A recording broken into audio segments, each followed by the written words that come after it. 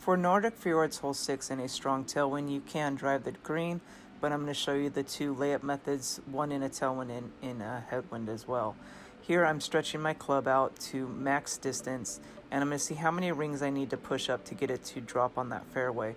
I need about a 2-ring push up.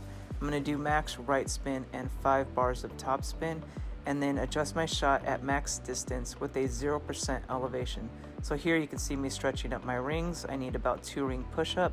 I adjust my shot for max distance with a 0% elevation, and then I push my rings up about 2 rings, and then I give it about a ball of curl. If the wind is going from right to left, you're going to want to give it a little bit more curl than I gave here.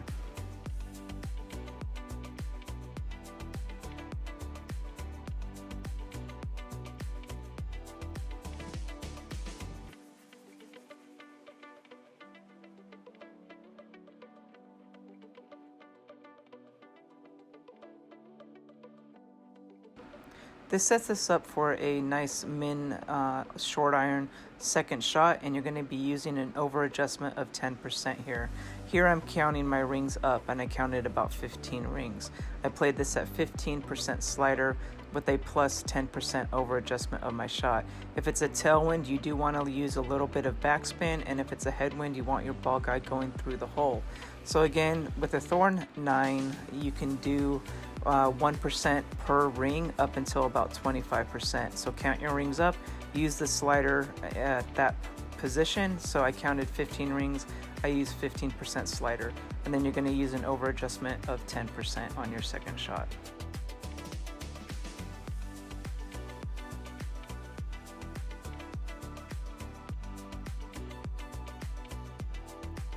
Here we have another tailwind.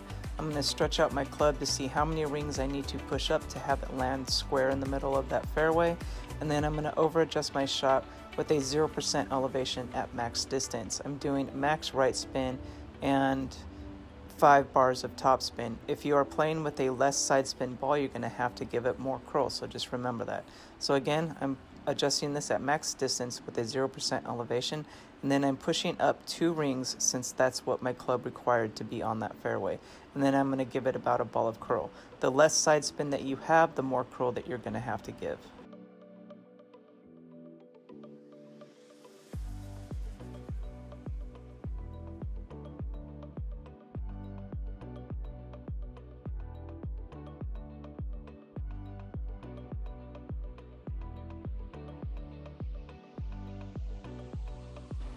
Again, this layup shot sets us up for a nice short iron chip to the pin.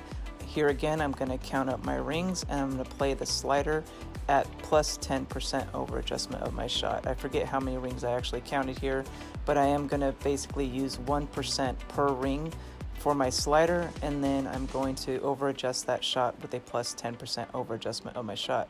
Since it was a headwind, I didn't use any spin, and I had the ball guide going through the hole.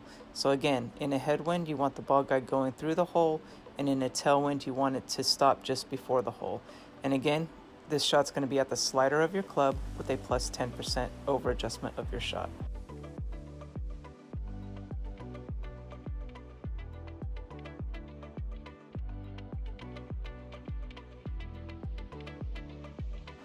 Here we have a headwind, and you can go over to the right in a headwind, but it's just easier to go straight ahead. And for this, I use my Thor's hammer. You can use any Thor's hammer that you have. You're going to do max top spin and 1 right spin. Here I forget how I was playing it, but I do correct it to full top spin and 1 right spin.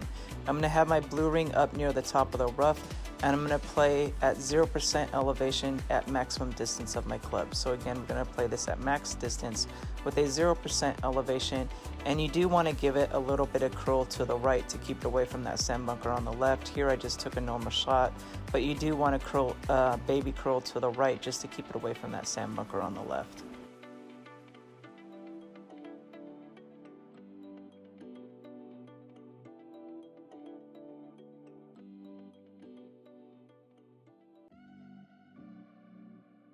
For the second shot, if you have a Grizzly 9, the funnel's a little bit easier to find. I haven't really found it yet with the B52, but there is a funnel around this area.